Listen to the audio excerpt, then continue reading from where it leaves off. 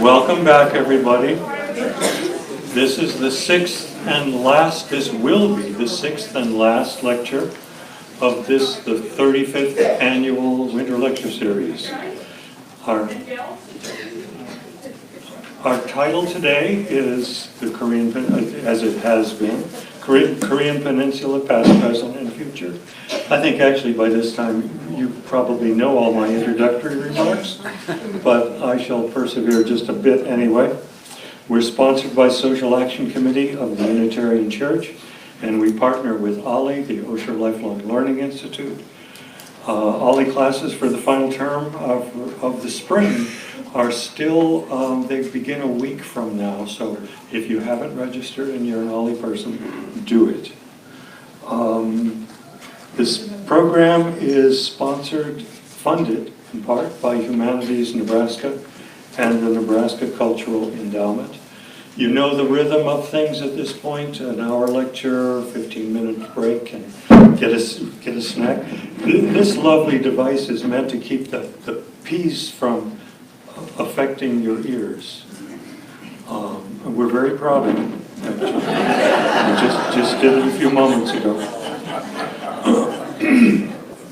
After a 15-minute break or so, we come back here for Q&A, and we end precisely or no later than 9 o'clock. We could potentially run out of questions before then, but it doesn't happen often.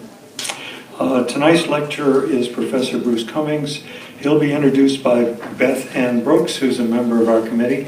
And before I forget, those evaluation forms you got from Humanities Nebraska, do take seriously the idea of writing down any ideas you have for topics for future lecture series. And there's a glass bowl on the table in the fireplace room, sort of the middle table, where you can put those evaluation forms. Beth Ann, would you introduce our speaker? That was a purse. No, not mine. That's your bag. That's the bag. I'll just put it in under here, so don't forget. Thank you, Dick. It's our pleasure this evening to have Dr. Bruce Cummings giving our lecture. He obtained his PhD from Columbia University and specializes in modern Korean history, East Asian political economy, and international history. And by way of a look into his professional background, his research and teaching focus on modern Korean history, 20th century international history, U.S. East Asian relations, East Asian political economy, and American foreign relations. So what else do we need to know? His first book, The Origins of the Korean War, won the John King Fairbank Book Award of the American Historical Association, and the second volume of this study won the Quincy Wright Book Award of the International Studies Association.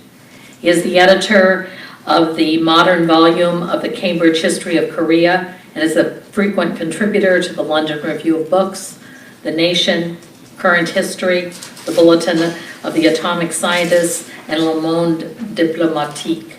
He was elected to the American Academy of Arts and Sciences in 1999 and has been the recipient of fellowships from the Ford Foundation, the MacArthur Foundation, the Center for Advanced Study at Stanford, and the ABE Fellowship Program of the Social Science Research Council.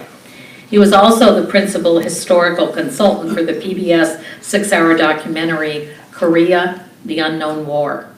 In 2003, he won the University of Chicago's Award for Excellence in Graduate Teaching, and in 2007, he won the Kim Dae-jung Prize for Scholarly Contributions to Democracy, Human Rights, and Peace. He has also written Dominion from Sea to Sea, Pacific Ascendancy, and American Power. Dr. Cummings is a frequent contributor to print and other media outlets. He has discussed Korea's past and future, the Korean DMZ meeting, the crisis with North Korea, and Trump's 2017 Asian tour. A prolific author of numerous books and countless articles, select book titles include The Origins of the Korean War, Korea's Place in the Sun, A Modern History, Parallax Visions, Making Sense of American East Asian Relations, North Korea, Another Country, and Inventing the Axis of Evil. Dr. Cumings currently is the Gustavus F. and Ann M. Swift Distinguished Professor in History at the University of Chicago. He's on research leave until September and told us that he's busy winding up a number of his teaching obligations in terms of things left over from last term. And in, is it 10 days' time, he's going to be going to South Korea, to Seoul. Dr. Cummings is considered the dean of Korean scholars. He will emphasize how economic and military alliances affect current and future relationships with the Koreas. Dr. Cummings.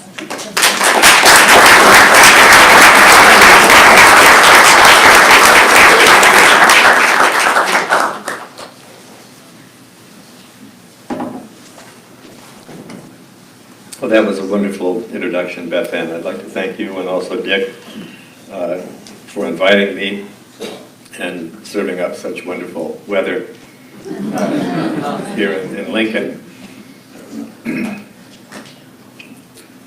I think you've had plenty of time to look at my outline. And I know Christopher Hill spoke in this series a few weeks ago. I know Christopher, he's a friend of mine. We were just on a panel in Seoul last October, and I think very highly of him. I think he's one of our best diplomats. And I think his problem is that he is part of an inside the Beltway consensus on North Korea, which is the main thing we need to do with North Korea, is denuclearize. We need to get North Korea to get rid of its nuclear weapons. And then what? Let's say they give up all their nuclear weapons.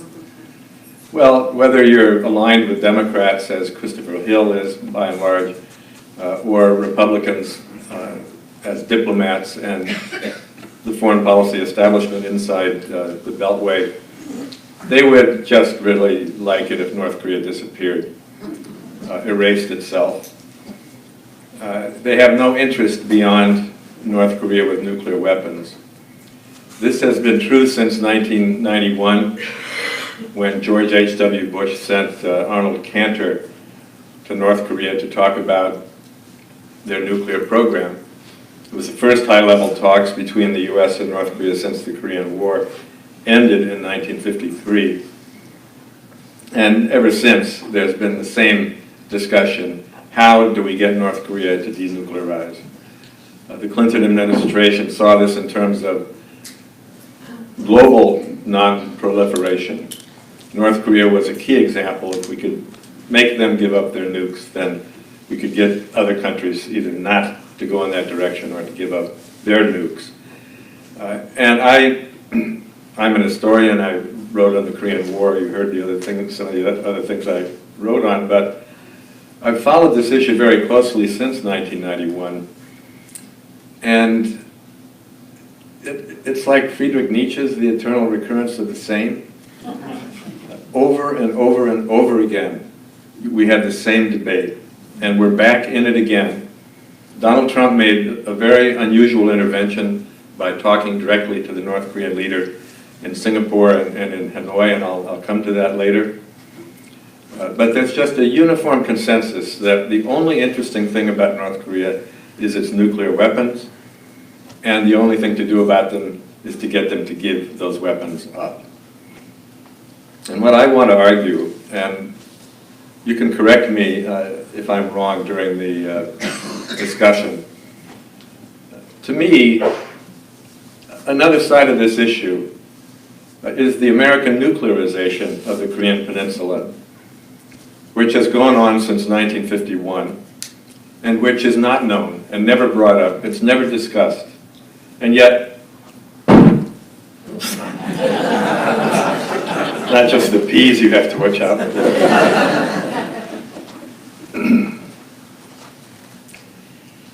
What was I talking about? Yes. We never discussed that we have nuclearized South Korea. Right. We the third point there on the outline. Since 1951, the U.S. has been responsible for introducing nuclear weapons and nuclear threats and even blackmail to the Korean Peninsula. And this is never discussed, as I mentioned. And what I was going to say is that if you look at Nuclear Deterrence 101, you can go back to Bernard Brody's first brilliant book in the 1940s on this subject. You see that if one side does not have nuclear weapons, and it's threatened by the other side that does have nuclear weapons, the one thing they are bound and determined to do is get their own nuclear weapons. Because if you have nukes, it's virtually impossible to use them. That's basically why we didn't have a war between the US and the USSR during the Cold War. Stalin getting the bomb in 1949 was seen as a complete catastrophe at the time, but in retrospect, it was one of the things that kept Moscow and Washington from going to war. So, of course, the North Koreans, for decades, have been dying to get nuclear weapons. That's the main point I want to make tonight. I have many other points to make, but that's the main one. Now let me turn to what I'm going to do is go through several episodes that are actually quite complicated, but if you're interested in more details, I can either send them to you or much of this is in my book called Korea's Place in the Sun.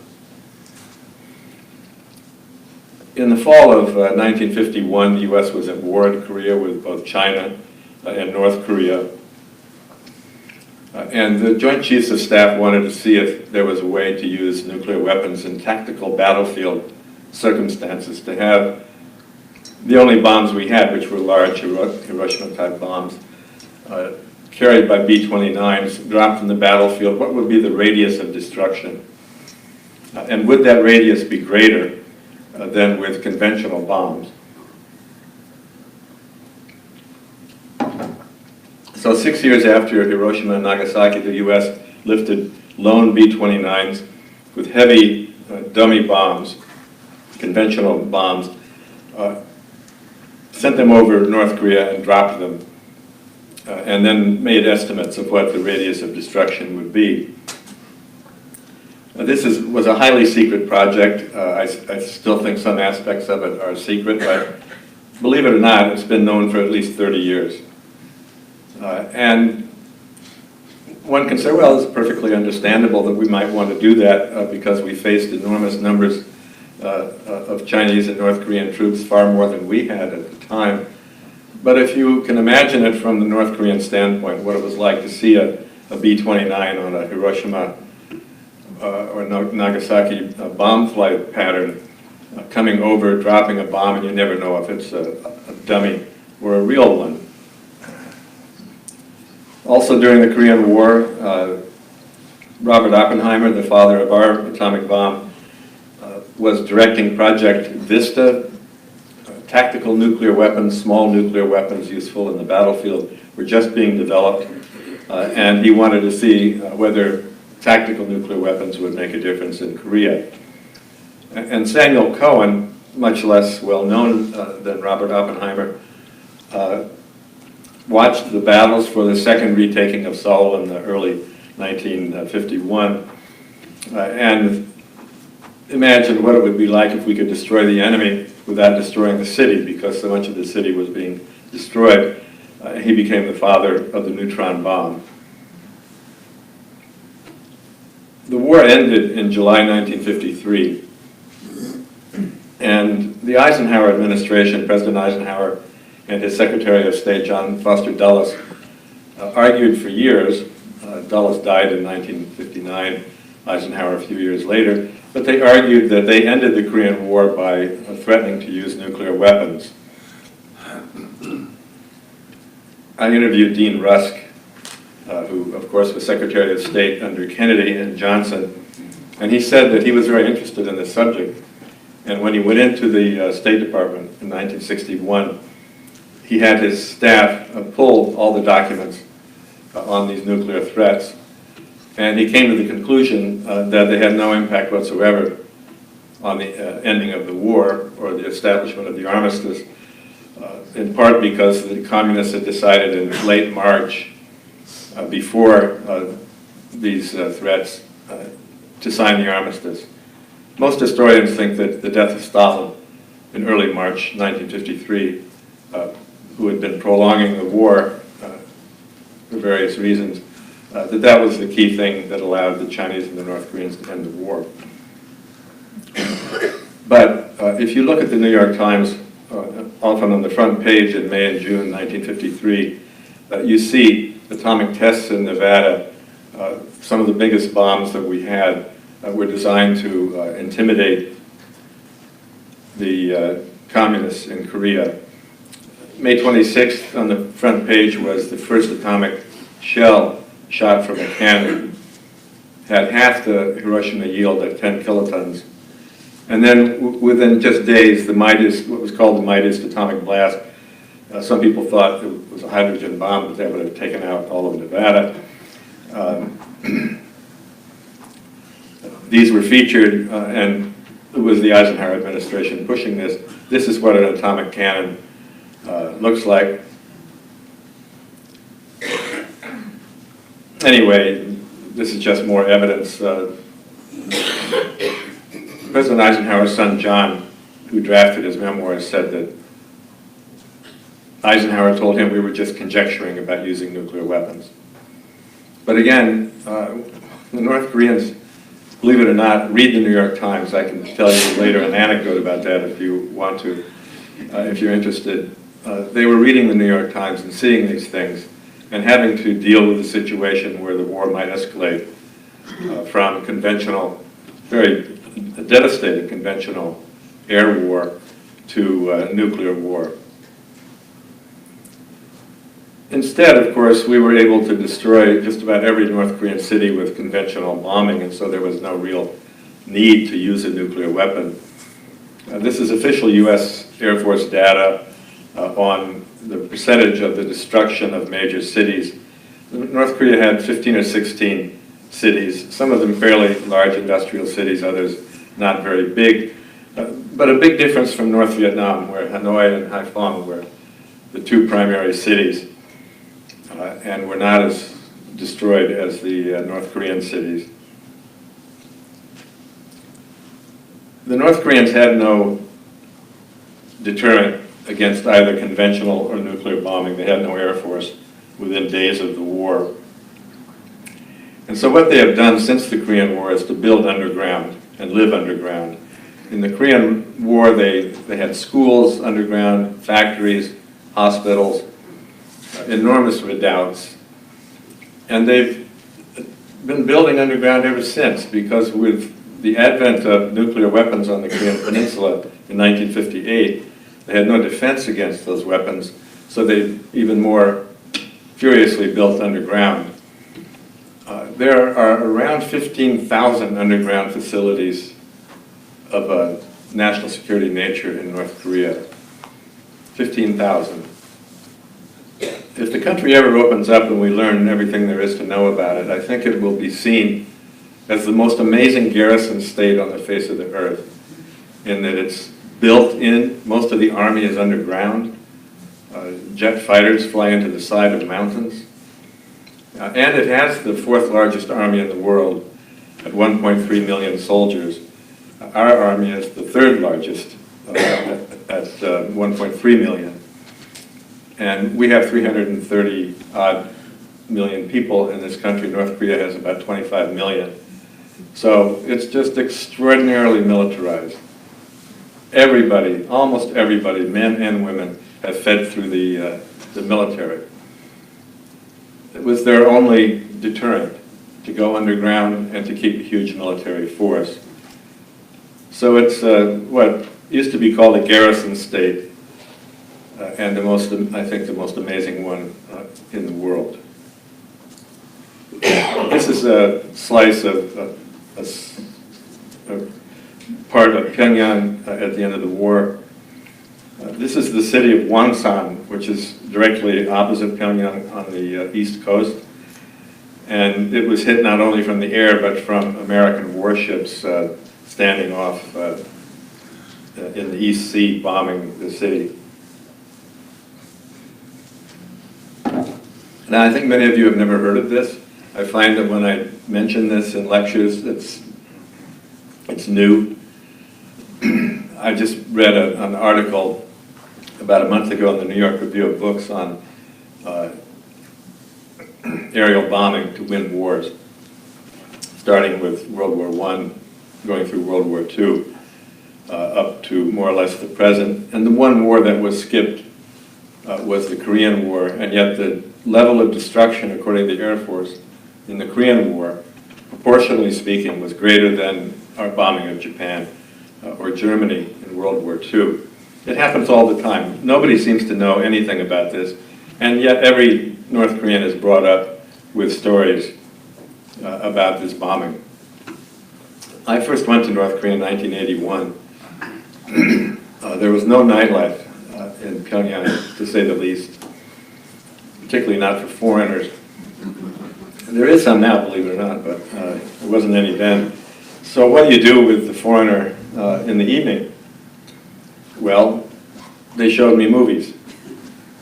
They showed me movies like An Jung-geun shoots Ito Hirobumi. This is another important episode that most Americans have never heard about.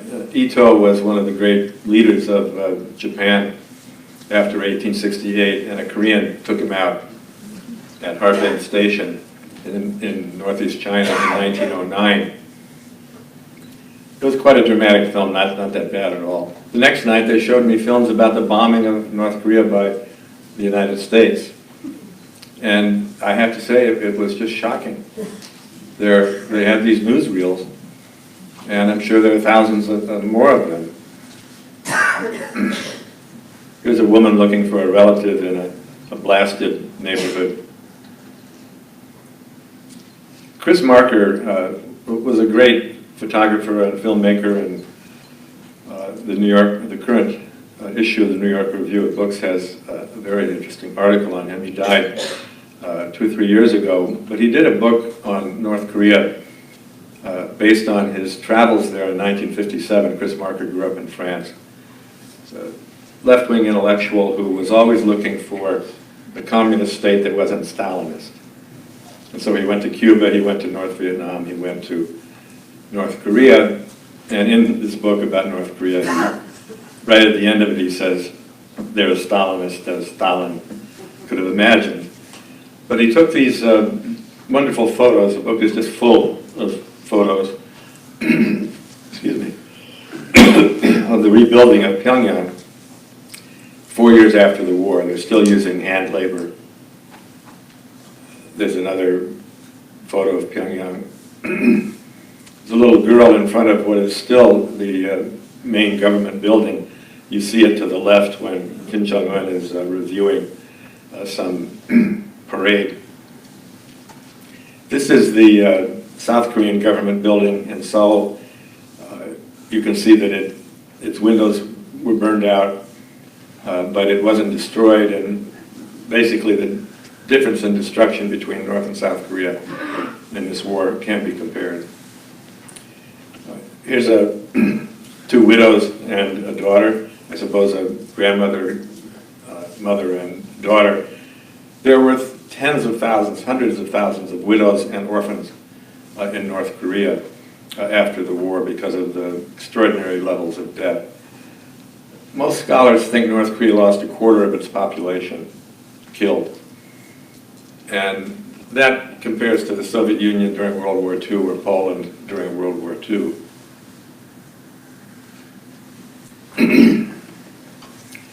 This, you can go to my book if you're interested in the details, but in 1957, the National Security Council began discussing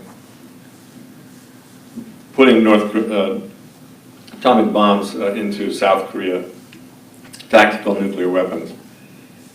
And the problem was that the Armistice Agreement, Section 13D, said that no side, none of the sides that signed the armistice can qualitatively increase their weapons or increase the quality of their weapons. And Dulles, who was a legalist, kept arguing that the other side had not increased their weapons in any serious qualitative way, so how could we introduce nuclear weapons? But anyway, to make this long story short, Admiral Radford, who was very influential at the time, basically ended up saying, to hell with 13D, who's going to enforce it on us? And so the U.S. Installed Honest John missiles, Matador missiles. Some of these were also aimed at the Soviet Far East and at China. And within a few years, defense strategy by both South Korea and the U.S. was founded on using nuclear weapons very early in a new war. If the North Koreans were invading and succeeding in their invasion. This was very different and perceived as very different than our policy on the Central Front in Europe, which was described as T+1, T+2, T+3, T+4. In other words, the war starts, and if the Soviet or Warsaw Pact forces are advancing, you go back, and you go back with conventional weapons, and you go back, and then when you have nothing left to defend Western Europe, you use nuclear weapons. And of course, the reason is the other side had nuclear weapons, but in Korea it didn't. So Korea became an arena for decades in which we thought we could use nuclear weapons because the other side didn't have them. Freeman Dyson is one of the most interesting analysts of nuclear weapons. He's been at Princeton forever. In his book, Weapons and Hope, he said that portable nuclear weapons were the most dangerous in the world. Nuclear mines that could be put on your back, that's what a backpack nuke looks like. It weighs about 60 pounds. You can put it on your back, get in a Jeep, and distribute it around the DMZ or south of the DMZ. I actually had a graduate student whose job was to do that in the U.S. military. So 60 pounds and yet a 20 kiloton explosive force.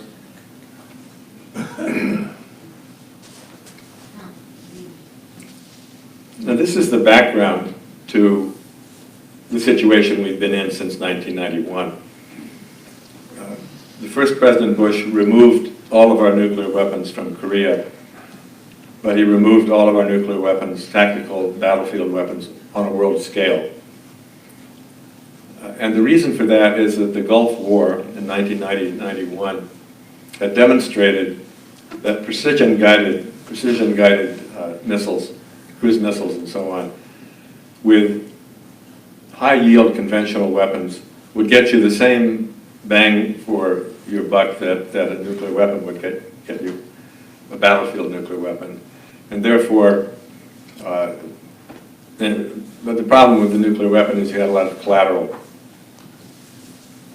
not necessarily damage, but radiation and things like that were difficult to justify. And so he brought all those weapons home. But in the specific Korean case, it was absolutely necessary to get our nukes out of South Korea if we were to ask North Korea to get rid of their nukes, which is what Mr. Cantor went to Pyongyang to start in January 1991.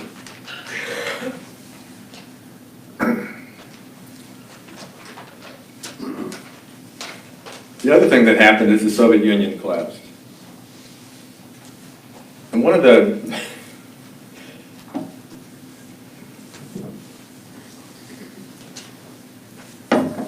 interesting things that happened when you get older, some of you in the audience would know this, is that you have a chance to have history tell you whether you're right or wrong. And the general line in Washington on North Korea for the entire Cold War was that the North Koreans were puppets of the Soviet Union. They wouldn't move, they wouldn't do anything without consulting with the Soviets.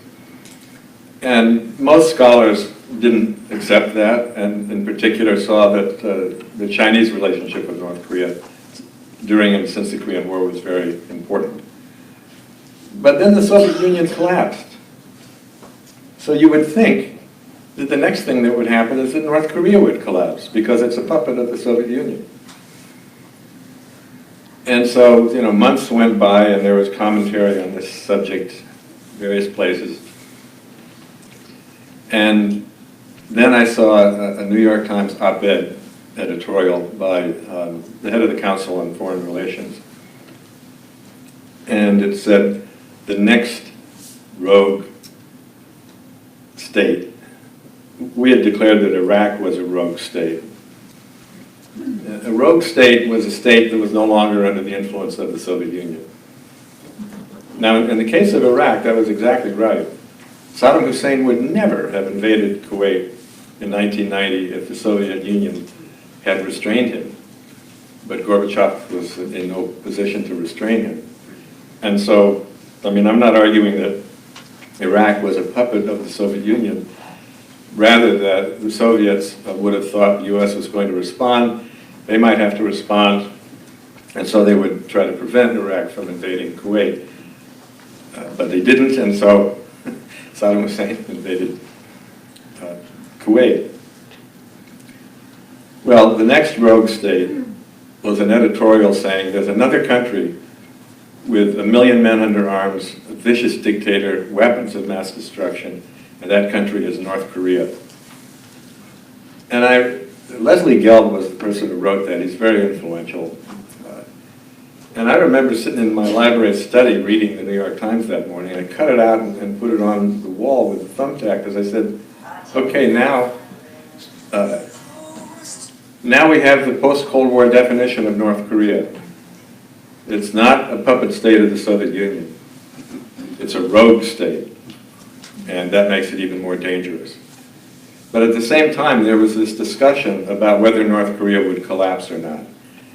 I could go on about this forever, but I had been arguing since 1989, since the Berlin Wall fell, that North Korea was a different kind of communist state. It wasn't going to collapse. And to make a long story short, my influence was so great that the Clinton administration decided all through both terms that North Korea was on the verge of collapse. And they brought in foreign policy analysts really identified with the Republicans in the late 90s, in 1998 or 9, to write a big report on North Korea, and they predicted North Korea would collapse within 5 years. And one of the curious things about Washington is the consensus wells up somehow mysteriously. I'm never quite sure how it does, but you know it when you see it. And then it's like one of those plastic dummies that has sand in the bottom. You push it over,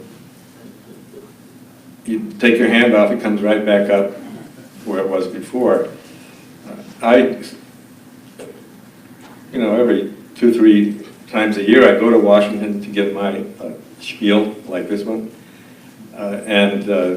Another metaphor is like a bulldozer that is going down the street, and I can stop the bulldozer and I can talk for 15 minutes. I get off the podium and the bulldozer starts up again.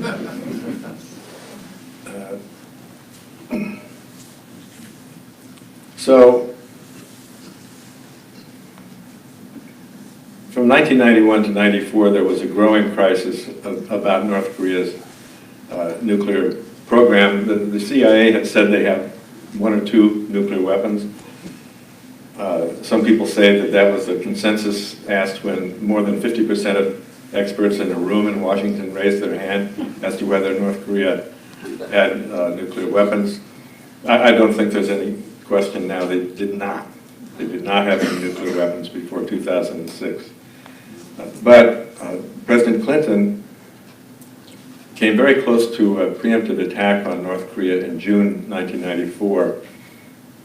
This was a very dramatic event at the time because Jimmy Carter flew off to Pyongyang. I talked directly to Kim Il-sung, who was the first former president to talk to the North Korean leader. And out of that,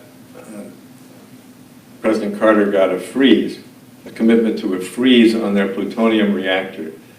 very same one that Kim Jong-un tried to sell to Donald Trump in Hanoi for the third time, I might add. But the first time really worked. It was sealed, frozen for 8 years.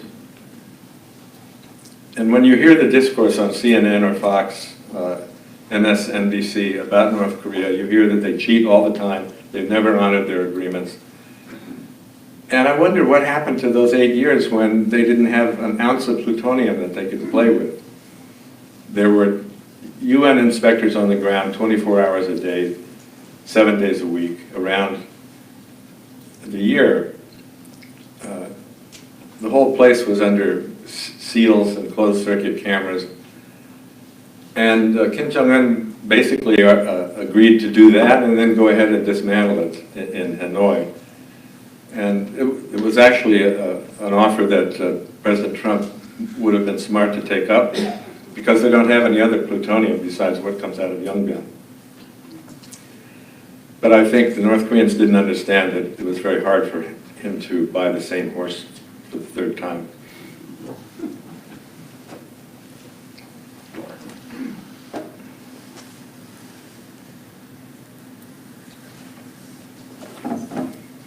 One of the other things that often drops by the wayside is that there's a place called South Korea on the Korean Peninsula. And the South Korean leaders have interests of their own. They have relationship with North Korea for 70-odd years.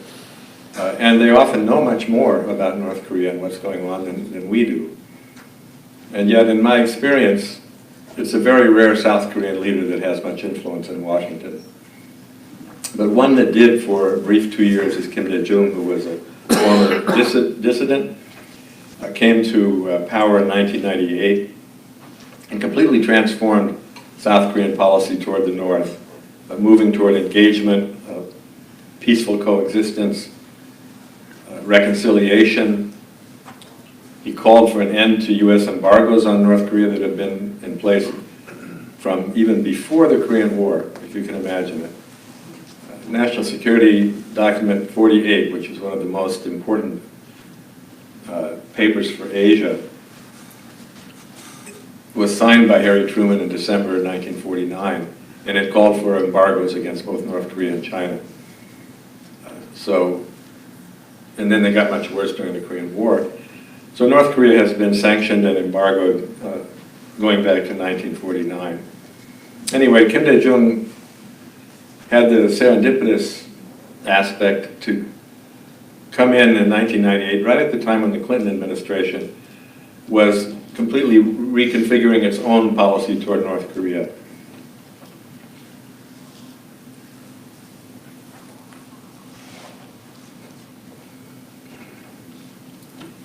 Just let me say, I don't have it on a slide, but there is one inside the Beltway person who I have so much respect, and that's William Perry, former defense secretary, who's now in his 90s, although he was on CNN just last week. And he became Bill Clinton's ambassador for North Korea, basically a roving ambassador to engage North Korea in 1998. We had the plutonium frozen, and he was going after their missiles, medium and long-range missiles. And Perry, in the fall of 1999, said, we should deal with North Korea as it is rather than as we would like it to be. And I remember hearing that and thinking, eureka, somebody finally got to the point. Now, someone from the audience is probably going to ask me later on, what do I think about human rights in North Korea? And the fact is, there aren't any human rights in North Korea, but from the standpoint of a liberal conception of human rights or political rights. And there are lots of other things wrong with North Korea. But we've been hammering North Korea for all the things that are wrong with it for 70 years and more. And we've made no headway whatsoever in influencing their human rights situation. One of the, I think, sort of subterranean or subconscious aspects of the discourse on North Korea in Washington is that we want to get their nukes and then we want them to go away. I said that already.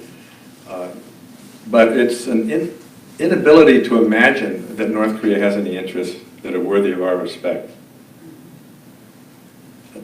Inability to imagine that. But second, an inability to recognize it doesn't matter what we think, we haven't been able to do anything about it. They fought us to a standstill in 1953, showing that there's no military solution in Korea. And here we are at odds with a regime we don't understand, we hate, and yet we haven't gotten it through our thick skulls that the only way to deal with this regime is to deal with it. That's one of the great things about Donald Trump. I don't know if he understands what I'm talking about at all. All I know is that he managed to just fly right over the heads of all these folks in Washington and go to Singapore and talk to the North Korean leader. So, for 2 years we had a really good situation, and a lot of work got done, including a summit between Kim Dae-jung and Kim Jong-il in June of 2000. Now, Bill Perry, Ambassador Perry, managed to work out a missile deal with North Korea that was deeply in everybody's interest. It's basically mothballing their medium and long-range missiles. North Korea had shot its first long-range missile in 1998,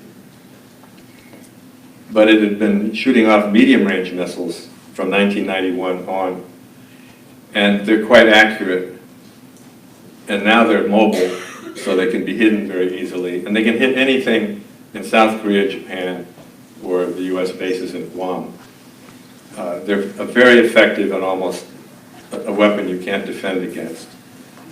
So to get rid of those medium-range missiles and to shut down their long-range missile program before it really got going would have been a tremendous deal. There's something called the Missile Technology Control Regime that the US tries to enforce. It enforces it on South Korea and Japan so that their missiles can't go more than 300 kilometers or 180 miles. And North Korea was willing to give all of that up if Bill Clinton came to Pyongyang and signed this deal. This is Cho Myung-nok, the highest ranking general in North Korea at the time in October 2000 in the White House with Bill Clinton. General Cho was responsible for the manufacture and sale of North Korean missiles on a world scale. After the Soviet Union collapsed, North Korea was the best rogue salesman or rogue seller of missiles to regimes that we won't sell missiles to. Particularly in their case, Iran and Pakistan. Even today, when you see an Iranian missile, it's a repainted and renamed North Korean missile. And Pakistan has also had huge influence from North Korean missile technology.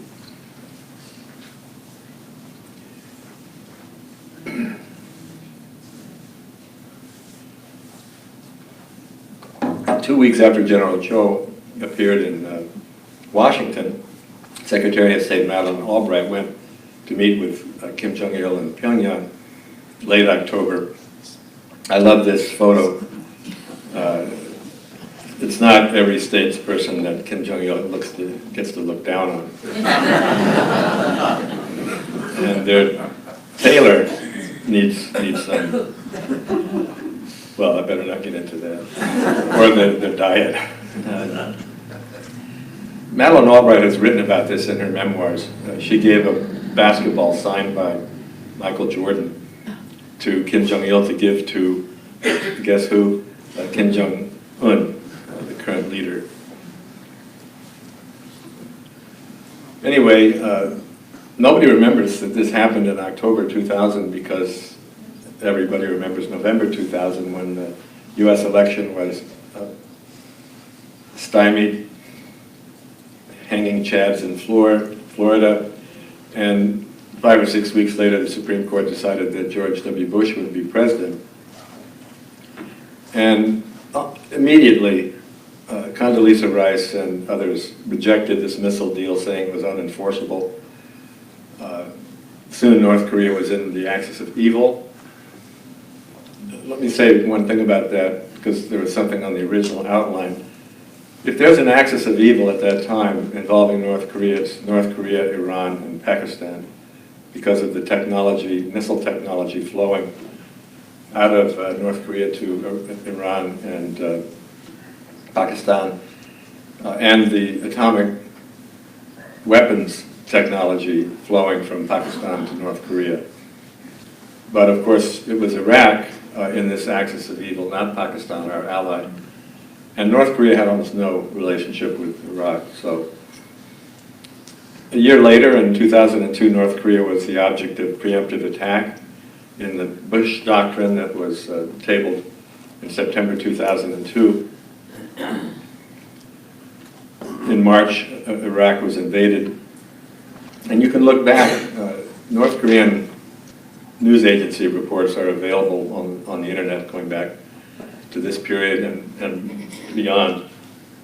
They're saying over and over and over again, we're going to get a deterrent. We're going to get a nuclear deterrent.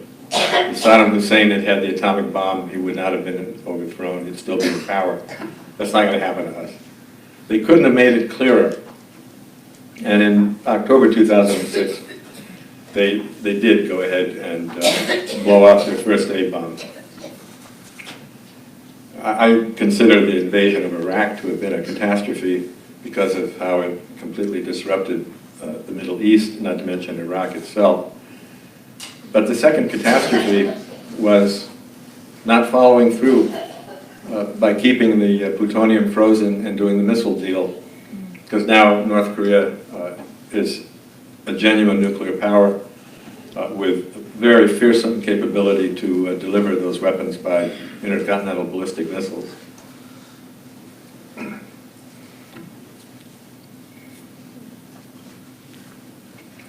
The odd thing is that American policy became overwhelmed by Iraq from 2003 onward.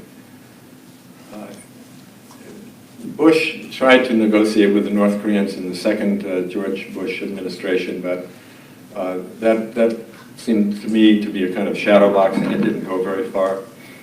And then Barack Obama came in, and even though in his inaugural address he said that those who unclench their fists have their fists clenched, and if they unclench them, we will reach out to you. And he did reach out to Cuba and Burma, a number of other places, but he never reached out to North Korea.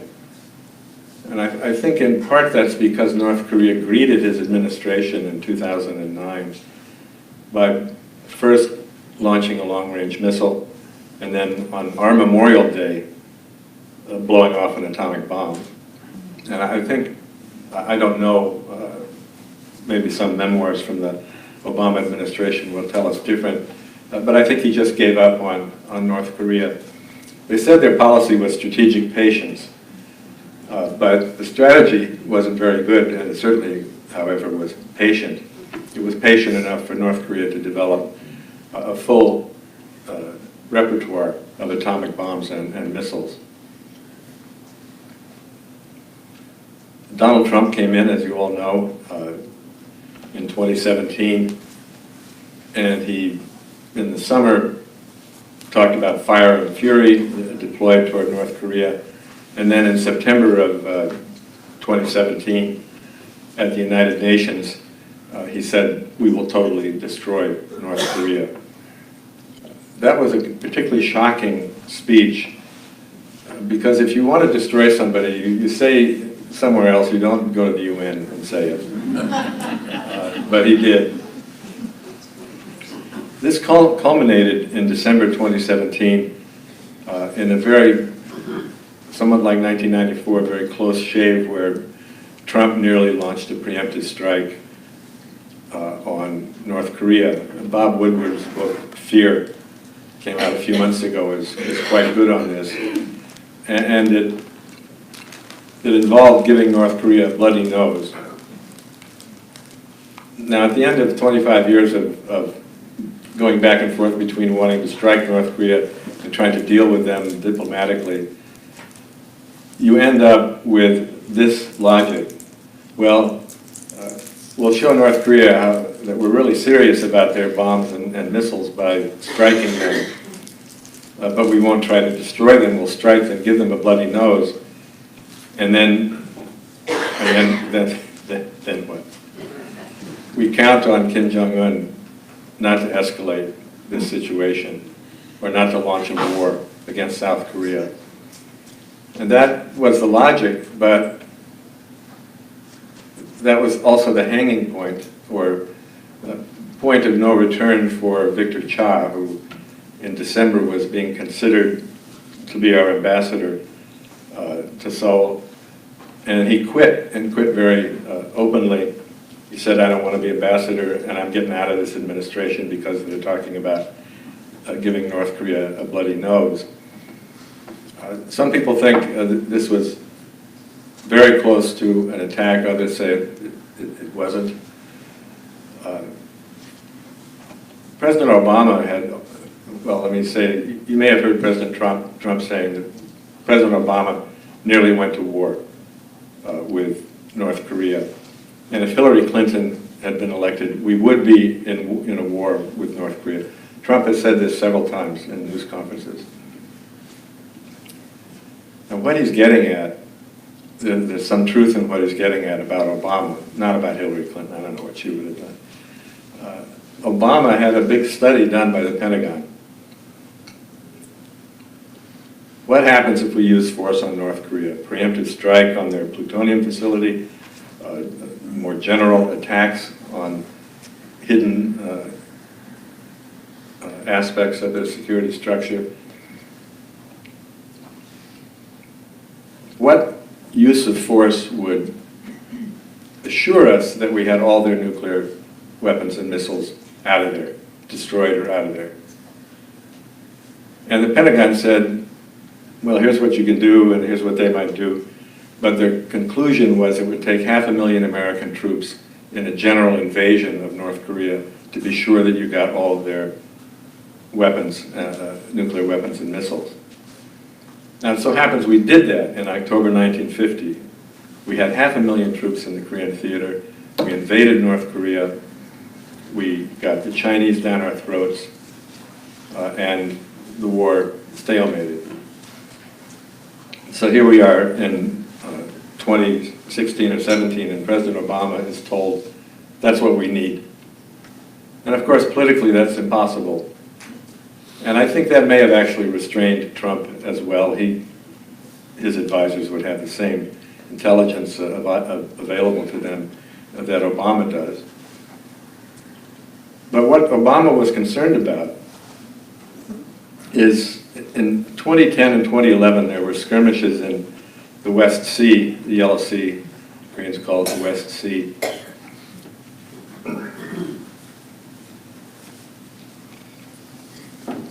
Between North and South Korea, over a so-called northern limit line that is an extension of the DMZ into the West Sea, but the North Koreans have never accepted it, and it doesn't have any validity under international law, unlike the DMZ.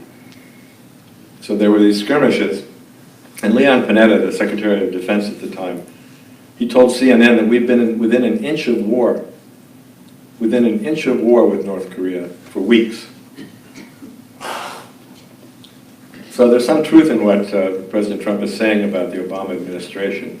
But what I want to emphasize with you folks is that it's a complete and utter failure of American policy that after we went into Korea in 1945, not 1950, but 1945, and set up a military government in the South,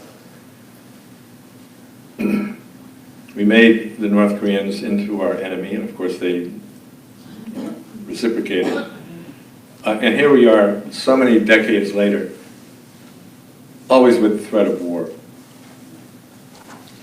I think we're probably going into a hostile relationship again after the Hanoi summit because John Bolton, the National Security Advisor, and Pompeo, the Secretary of State, I believe were responsible for getting Trump to leave early from Hanoi and not sign an agreement with the North. The Singapore summit was a Donald Trump extravaganza, which Kim Jong-un was willing to go along with. I mean, they're very similar kinds of people in their own way, in that they're narcissistic, have a huge ego, expect everybody to love them, when at least half of people don't, and so on and so forth. The Hanoi summit, I think, a good agreement could have come out of that, but it didn't. What Trump's great advantage is, he doesn't know the history I've been talking about, but that's true of a lot of our presidents. He also doesn't listen to the Beltway foreign policy establishment, and that's not true. One of the curiosities, and from living in Chicago and going to Washington every once in a while, one of the curiosities I find is how this consensus between in the foreign policy establishment on different issues wells up, in which there are only minor nuanced differences between people who identify as Republicans and Democrats. I mean, there's so many examples in my career of seeing that in action. There's a much narrower political spectrum in Washington on foreign policy issues than there is in the U.S. And so it's very important that Trump, I don't know if it's very important, we don't know what's going to happen, but the fact is Trump doesn't listen to those folks. And he believes he's a great negotiator and he can make things happen. And maybe he will. All I know is he's the first American president to really make a difference in Korea policy. So I'm going to stop there. I think things are going downhill. And we'll probably get into another crisis with North Korea. And the same lesson will be learned. There's nothing you can do about North Korea if you're not willing to negotiate. So thank you very much.